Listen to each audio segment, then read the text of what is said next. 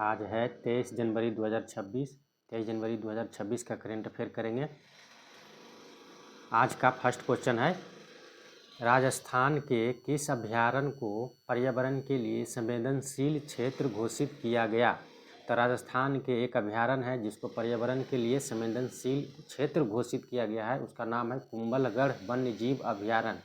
कुंभलगढ़ वन्यजीव अभयारण्य जो है ये राजस्थान का है और इसमें जो है पर्यावरण के लिए संवेदनशील क्षेत्र घोषित किया गया है। इसको कुंभलगढ़ वन्यजीव अभयारण्य जो है इसका जो स्थापना हुआ था 1971 में हुआ था। इससे वनस्पति क्षेत्र और वन्यजीवों को संरक्षण में मदद मिलेगी और पर्यावरण अनुकूल जैविक खेती को बढ़ावा मिलेगा इसके तहत। उसके बाद आगे है पर्यावरण से रिलेटेड और भी क्वेश्चन है, जैसे भारत की पहली चीता सफारी किस राज्य में शुरू किया गया है? तो ये मध्य प्रदेश में शुरू किया गया है। अगला है भारत की पहली चारगाहा पक्षी जनगणना किया गया है, तो कहाँ किया गया था? ये काजीरंगा राष्ट्रीय उद्यान में किया गया है। काजीरंगा राष्ट्रीय उद्यान जो है ये सिक्किम में है, एक सींग वाले गैंडा के लिए प्रसिद्ध है। यहाँ पे चारगाहा पक्षी जनगणना शुरू किया गया है। अगला है केंद्रीय वन्यजीव संरक्षण अधिनियम 1972 में संशोधन करने वाला पहला राज्य कौन बना है? तो ये बना है केरल। केंद्रीय वन्यजीव संरक्षण अधिनियम जो था 1972 में आया था और इसमें संशोधन करने वाला पहला राज्य केरल बन गया है। अगला है अंतर्राष्ट्रीय बिग कैट अलायंस IBCA की महासभा का आयोजन कहाँ हुआ है? तो ये नई दिल्ली में हुआ है।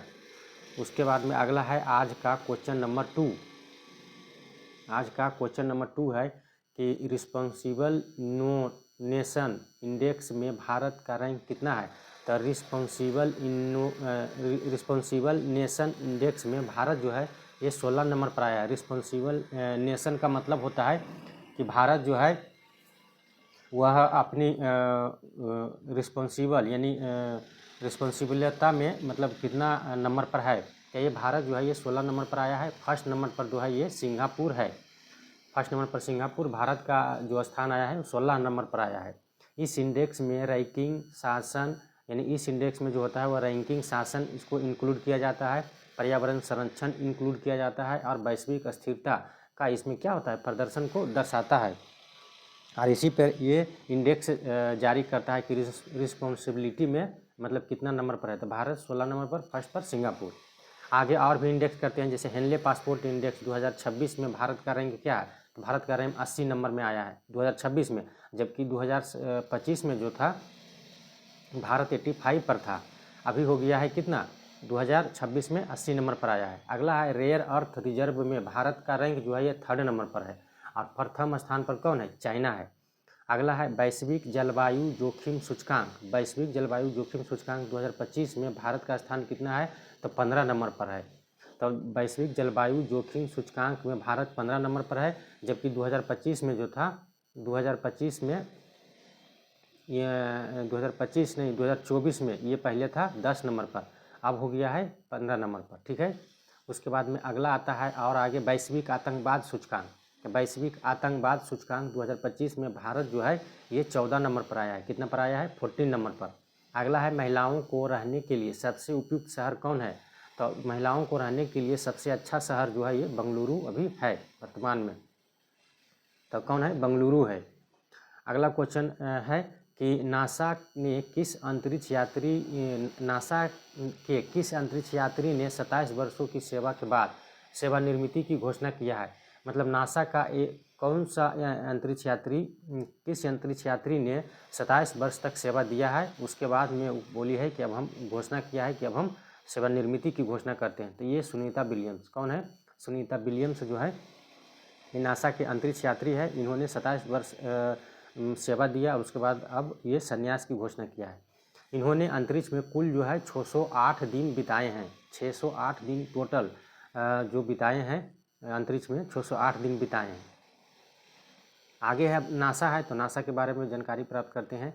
नासा जो होता है national aeronautics and space administration, इसका फुल फॉर्म होता है। नासा की स्थापना जो है 1958 में हुआ था। हेडक्वार्टर है वाशिंगटन DC USA में इसका हेडक्वार्टर है और इसका अध्यक्ष जो है ये है जरेड इसाक मैन। कौन है? जरेड इसाक मैन इसका अध्यक्ष है और ये 15वें नंबर के हैं। अगला क्वेश्चन है आज का क्वेश्चन नंबर 4। आज का क्वेश्चन नंबर 4 कहता है कि भारतीय सीनियर महिला फुटबॉल टीम का नया कोच किसे नियुक्त किया गया है। तभी हाल ही में भारतीय सीनियर महिला फुटबॉल टीम का जो नया कोच बने हैं ये बने हैं अमेलिया बालवरडे। कौन बने हैं? अमेलिया बालवरडे बने हैं। ये कहाँ के हैं? तो ये कोस्टारिका के हैं। अमेलिया बालवरेड जो बने हैं ये कोस्टारिका के हैं। इन्होंने अभी हाल ही में भारतीय महिला फुटबॉल टीम का नया कोच बना है। अब और भी कोच पढ़ लेते हैं कि कौन सा खेल का कौन सा कोच बने हैं। जैसे भारतीय फुटबॉल टीम के कोच कौन बने हैं? तो यह है खालिद जमील। कौन है? खालिद जमील। अगला है भारतीय पुरुष हॉकी टीम के मुख्य कोच कौन बने हुए हैं? तो यह है क्रेग फुलटन। और उसके बाद में अगला है भारतीय महिला हॉकी टीम के मुख्य कोच कौन बने हैं? तो सियोड मारिन। कौन है? सियोड मारिन है। उसके बाद भारतीय पुरुष क्रिकेट टीम के कोच कौन है? तो गौतम गंभीर है अभी वर्तमान में पुरुष टीम के। और भारतीय महिला क्रिकेट टीम के, तो भारतीय महिला क्रिकेट टीम के कोच कौन है? मुख्य कोच तो ये बने हैं अमोल मजुमदार। कौन है? अमोल मजुमदार है। अगला क्वेश्चन है आज का क्वेश्चन नंबर 5। क्वेश्चन नंबर 5 है कि अटल पेंशन योजना को कब तक बढ़ाया गया है। तो अटल पेंशन योजना जो है इसकी शुरुआत जो हुआ था 2015 में हुआ था और इसको असंगठित क्षेत्र के श्रमिकों को सुरक्षा प्रदान करने के लिए इसको शुरू किया गया था। तो इसमें क्या होता था कि जो भी रेहड़ी पटरी के जो भी श्रमिक हैं, जो भी रोड के किनारे ठेला लगाते हैं, तो उन लोगों को मतलब सुरक्षा प्रदान करने के लिए, जैसे अगर वो बूढ़ा हो गए तो उनको बूढ़ा में रेहड़ी पटरी ठेला नहीं लगा सकते हैं, तो उसकी सुरक्षा के लिए अटल पेंशन योजना शुरू किया था भारत सरकार ने 2015 में। और इसके अंतर्गत जो कहा गया था कि 150 से 200 रुपया प्रत्येक महीना जमा करना है और उसके बाद 60 वर्ष के बाद आपको पेंशन मिलेगा। तो इसी के लिए जो शुरू किया गया था, तो इसको अभी हाल ही में बढ़ाया गया है 2030 से 31 तक के लिए इसको बढ़ा दिया गया है, ये अटल पेंशन योजना को याद रखिएगा इसको। उसके बाद में अगला है कि स्फीतुक गुस्तोर महोत्सव। स्फीतुक गुस्तोर महोत्सव जो है इसका आयोजन अभी किया गया है। तो कहाँ किया गया है? तो ये लद्दाख में किया गया है। ये जो महोत्सव है ये लद्दाख में मनाया जाता है। स्फीतुक गुस्तोर महोत्सव जो है ये लद्दाख में मनाया जाता है। यह जो है यह पहला मठीय उत्सव है। यह क्या है? पहला मठीय उत्सव है और 1 सप्ताह तक ये चलता है। ये लगभग 1 सप्ताह तक चलता है ये उत्सव। और इसमें जो होता है शांति और समृद्धि के लिए ये मनाया जाता है और ये जनवरी माह में मनाया जाता है और ये लद्दाख में होता है, इसलिए इसको याद रखिएगा। आगे है लद्दाख। लद्दाख की राजधानी जो है ये कहाँ है? तो लद्दाख की राजधानी जो है ये लेह में है। और यह केंद्र शासित प्रदेश कब बना था? तो 31 अक्टूबर 2019 को केंद्र शासित प्रदेश बना था। और लद्दाख के उपराज्यपाल कौन है? तो एक कविंदर गुप्ता। कौन है? तो कविंदर गुप्ता है। उसके बाद में आगे है कि ब्रिक्स। आज का है 7वां क्वेश्चन है, question number 7। BRICS network university में किस विश्वविद्यालय को खाद्य सुरक्षा विषयगत क्षेत्र में शामिल किया गया है? तो ब्रिक्स नेटवर्क यूनिवर्सिटी में जो है ये खाद्य सुरक्षा विषयगत क्षेत्र में किस विश्वविद्यालय को शामिल किया गया है? तो पंजाब कृषि विश्वविद्यालय को शामिल किया गया है। ये लुधियाना में है, तो पंजाब कृषि विश्वविद्यालय को इसमें शामिल किया गया है। और ब्रिक्स जो होता है ये जो इसकी स्थापना हुआ था 2009 में हुआ था। याकेनतेरिनबर्ग रूस में इसका स्थापना हुआ था 2009 में। और इसमें नया देश अभी हाल ही में जो शामिल हुआ है ये है इंडोनेशिया। ये 10वां नंबर का देश है। इंडोनेशिया अभी हाल ही में शामिल हुआ है। और 2026 में जो है ब्रिक्स का सम्मेलन जो होगा ये भारत में होगा। कहाँ होगा? भारत में होगा। और भारत ने इसका थीम भी लॉन्च कर दिया है। इसका थीम जो होगा ये होगा लचीलापन, नवाचार, सहयोग और अस्थिरता के लिए निर्माण। ये है थीम 2026 का। और 2025 में इसका जो हुआ है ये हुआ है ब्राज़ील में अभी होगा। भारत में इसका 2026 में सम्मेलन होगा। इसमें ब्रिक्स जो होता है इसमें प्रमुख देश जो शामिल होते हैं इसमें कौन कौन होता है? तो ब्राज़ील, रसिया, इंडिया, चाइना और साउथ अफ्रीका। अगला क्वेश्चन आप है आज का क्वेश्चन नंबर 8। क्वेश्चन नंबर 8 है कि किसके सहयोग से मिजोरम सरकार ने बराक थर्मल पावर परियोजना का आधारशिला रखा है? तो बराक थर्मल पावर जो परियोजना है इसको मिजोरम सरकार ने अभी आधारशिला रखा है। किसके सहयोग से? तो ये एनडीबी के सहयोग से रखा है, यानी नेशनल डेवलपमेंट बैंक। एनडीबी जो है ये ब्रिक्स का बैंक है, तो इसी के सहयोग से मिजोरम सरकार जो है, मिजोरम के जो है मुख्यमंत्री लाल डुहमा, इसने बराक थर्मल पावर परियोजना का आधारशिला रखा है। बराकी नदी पर है और बराक नदी का जो एक और नदी नाम है तुइरीनी नदी के तट पर इसको बनाया जाएगा। और इस परियोजना में लगभग 676.98 करोड़ रुपया का इसमें क्या आएगा, खर्चा आएगा। उसके बाद में आज का है अगला क्वेश्चन है कि वंदे मातरम जो है राष्ट्रीय गीत, तो वंदे मातरम का नए संस्करण के लिए किस संगीतकार को चुना गया है। तो अभी हाल ही में ये जो है वंदे मातरम जो है ये मतलब 2026 के गणतंत्र दिवस के शुभ अवसर पर राष्ट्रीय गीत जो वंदे मातरम है इसकी 150वीं वर्षगांठ मनाई जाएगी। तो इसी पे इसका संगीतबद्ध नए तरीके से किया जाएगा। तो इसके लिए चुना गया है एम किरवानी को, ये प्रमुख संगीतकार है, तो इनको चुना गया है, एम किरवानी को चुना गया है। और इसका जो वंदे मातरम जो गीत है इसमें कुछ चेंज करेंगे और नया सुरबद्ध करेंगे और इसको क्या किया जाएगा 2026 के गणतंत्र दिवस के शुभ अवसर पर इसको बजाया जाएगा। और इसका 150वीं वर्षगांठ भी है, तो इसलिए इसको किया जाएगा। आज का अगला क्वेश्चन है क्वेश्चन नंबर 10। आज का अगला क्वेश्चन नंबर 10 जो है ये है कि लगातार सातवीं बार युगांडा के राष्ट्रपति कौन बने हैं। तो युगांडा के राष्ट्रपति जो है अभी हाल ही में बने हैं योवेरी मुसेवेनी। कौन बने हैं, योवेरी मुसेवेनी बने हैं। ये लगातार सातवीं बार बने हैं, लगातार सातवीं बार जीत दर्ज की है और बनी है। युगांडा जो है इसकी राजधानी जो है ये कंपाला है और यहाँ की मुद्रा जो है ये शिलिंग है। और राष्ट्रपति यहाँ का कौन है, तो योवेरी मुसेवेनी, ये तो अभी बनी ही है। और भी जैसे कहाँ के पीएम कहाँ है और ये सब जानकारी प्राप्त करते हैं कि कौन सा देश के पीएम कौन है। जैसे देखिए नेपाल के पीएम अभी वर्तमान में कौन है, तो सुशीला कार्की है, इनको बनाया गया है। अगला है कनाडा का पीएम कौन बने हैं, तो यह है मार्क कार्नी। कौन बने हैं, मार्क कार्नी बने हैं। और जर्मनी का चांसलर कौन है अभी हाल ही में, तब फ्रेडरिक मर्ज है। कौन है, फ्रेडरिक मर्ज। उसके बाद में जापान का पीएम कौन है, तब साइने तकाइची है। और ब्रिटेन का पीएम कौन है, तो कीर स्टारमर है। तो ये सब याद रखिएगा, फेमस है, हाल ही में बने हैं तो ये लोग का। उसके बाद में अगला क्वेश्चन है कि विश्व आर्थिक मंच WEF का सम्मेलन जो है 2026 में कहाँ हुआ है। तो विश्व आर्थिक मंच का जो सम्मेलन हुआ है ये दावोस स्विट्जरलैंड में हुआ है। कहाँ हुआ है, दावोस स्विट्जरलैंड में हुआ है। और ये जो था 2026 में इसका सम्मेलन 56वां सम्मेलन था। कौन था, तो 56 नंबर का सम्मेलन था जो हुआ है। और इसका थीम था 2026 में, थीम इसका था ए स्पिरिट ऑफ डायलॉगू। क्या था, ए स्पिरिट ऑफ डायलॉगू थीम था इसका। इसका हिंदी में बोलते हैं संवाद की भावना। क्या बोलते हैं, संवाद की भावना बोलते हैं इसका थीम। WEF है ये वर्ल्ड इकोनॉमिक फोरम, इसका फुल फॉर्म होता है। स्थापना 1971 में हुआ था, क्लाउस श्वाब ने इसका स्थापना किया था। उसके बाद में इसका हेडक्वार्टर है क्लोगनी स्विट्जरलैंड में, इसका हेडक्वार्टर है। और इसका अध्यक्ष है बोर्गे ब्रेंडे। कौन है, बोर्गे ब्रेंडे इसके अध्यक्ष है WEF का। आज का करेंट अफेयर समाप्त है और कल का करेंट अफेयर रिवीजन करेंगे। जो भी कल करेंट अफेयर पढ़े थे उसका आज क्या करेंगे, रिवीजन करेंगे। तो आज कल का करेंट अफेयर आज रिवीजन करते हैं। तो इस कल का था जो फर्स्ट क्वेश्चन है, भारतीय जनता पार्टी का राष्ट्रीय अध्यक्ष किसे नियुक्त किया गया है। तो ये नितिन नवीन को नियुक्त किया गया है। ये 45 वर्ष के हैं और ये 12वें नंबर के बने हैं भारतीय जनता पार्टी के अध्यक्ष। नितिन नवीन जो है ये बांकीपुर बिहार से 5 बार लगातार विधायक रह चुके हैं।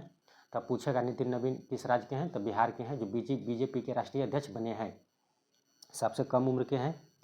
उसके बाद अगला क्वेश्चन था कि गैंगस्टरों के नेटवर्क को ध्वस्त करने के लिए, क्या है कि गैंगस्टरों के नेटवर्क को ध्वस्त करने के लिए ऑपरेशन प्रहार किस राज्य ने शुरू किया है। तो ये किया है पंजाब सरकार ने। पंजाब सरकार ने अभी हाल ही में गैंगस्टरों के नेटवर्क जो है उसको ध्वस्त करने के लिए किया है। जो भी गैंगस्टर है उसके जहाँ तक नेटवर्क है उसको ध्वस्त करेगा। यहाँ के मुख्यमंत्री जो है ये तीर्थ यात्रा योजना, सॉरी ये तो हो गया पंजाब से रिलेटेड है कि मुख्यमंत्री तीर्थ यात्रा योजना जो है कहाँ शुरू हुआ है, तो ये भी पंजाब में हुआ है। प्रोजेक्ट हिफाजत ये भी पंजाब में। उसके बाद अगला क्वेश्चन है कि खेलो इंडिया शीतकालीन गेम्स 2026 जो हुआ है इसका आयोजन जो है कहाँ हुआ है। तो खेलो इंडिया शीतकालीन गेम्स 2026 का आयोजन जो हुआ है ये लद्दाख में हुआ है, लेह लद्दाख में हुआ है। ये इसका प्रथम चरण है 2026 में। और दूसरा चरण जो होगा 2026 में ये जम्मू कश्मीर में होगा। कहाँ होगा, सेकेंड चरण जम्मू कश्मीर में इसका आयोजन होगा। तो ये आयोजक जो है ये युवा मामले और खेल मंत्रालय के द्वारा इसका आयोजन किया गया है। 2026 में। अगला क्वेश्चन है कि अति विशिष्ट रेल सेवा पुरस्कार जो है, अति विशिष्ट रेल सेवा पुरस्कार से किसे सम्मानित किया गया है? तो ये सब जो है ये चंदना सिन्हा को, किसको सम्मानित किया गया है? चंदना सिन्हा को सम्मानित किया गया है। ये आरपीएफ के क्या है? इंस्पेक्टर हैं। और ये जो है इन्होंने ऑपरेशन नन्हे फरिश्ते जो है ये आरपीएफ के द्वारा चलाया गया था 2018 में। तो इसी के तहत इन्होंने क्या किया है, जो चंदना सिन्हा जो है ये 150 से अधिक बच्चों को क्या किया है, इसके तहत बचाया है और अपने जो भुलाए हुए बच्चे हैं या उसको अपने माता पिता के पास पहुंचाया है और बचा करके। तो इसीलिए इन्हें क्या है, अति विशिष्ट रेल सेवा पुरस्कार से सम्मानित किया गया है, याद रखिएगा। अगला क्वेश्चन है कि हाल ही में साइना नेहवाल ने संन्यास की घोषणा किया है। तो हाल ही में साइना नेहवाल ने संन्यास की घोषणा किया है, यह किस खेल से संबंधित है? तो साइना नेहवाल जो है ये बैडमिंटन खेल से संबंधित है। इन्होंने बैडमिंटन खेलते थे और इनका जो है साइना नेहवाल जो है ये किस राज्य से बिलोंग करते हैं? तो हरियाणा से बिलोंग करते हैं और बैडमिंटन के खिलाड़ी हैं। इन्होंने अभी हाल ही में क्या किया है, संन्यास लिया है। अगला क्वेश्चन है कि तमिलनाडु सरकार ने सेमोजी पुरस्कार जो है यह किस क्षेत्र में देने की घोषणा किया है? तो सेमोजी पुरस्कार जो है ये तमिलनाडु सरकार मतलब देने की घोषणा किया है। तो यह किस क्षेत्र में दिया जाएगा? तो यह साहित्य में दिया जाएगा। किस क्षेत्र में दिया जाएगा? तो साहित्य में दिया जाएगा। साहित्य के क्षेत्र में अभी हाल ही में नया पुरस्कार की घोषणा किया है तमिलनाडु सरकार। इसका नाम है सेमोजी पुरस्कार। ये साहित्य के क्षेत्र में दिया जाएगा। सेमोजी पुरस्कार के तहत जो है इसमें जो है 5 लाख रुपया की नगद राशि दिया जाएगा।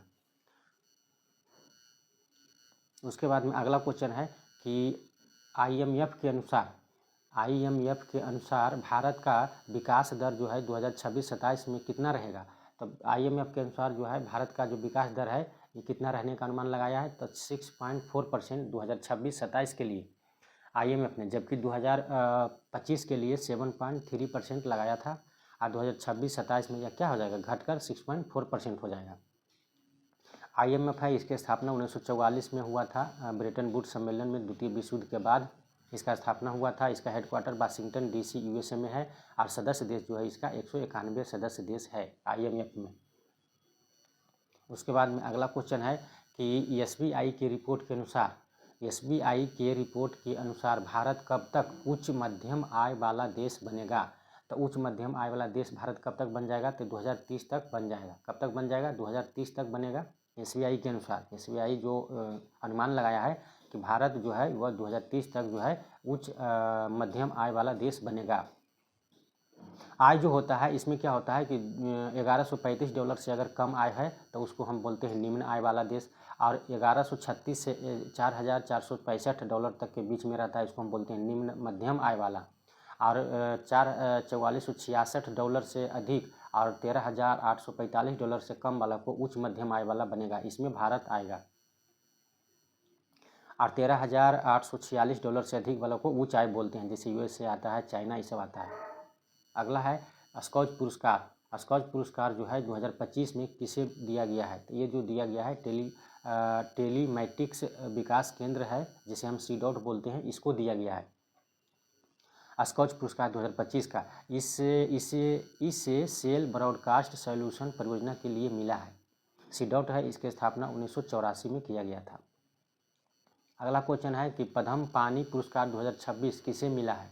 तो पद्म पानी पुरस्कार 2026 में जो है ये इलैया राजा को दिया गया है। किसको दिया गया है? तो इलैया राजा को दिया गया है पद्म पानी पुरस्कार, याद रखिएगा। उसके बाद में अगला क्वेश्चन है कि दुनिया की सबसे पुरानी बहने वाली फिंके नदी जो है यह किस देश में है?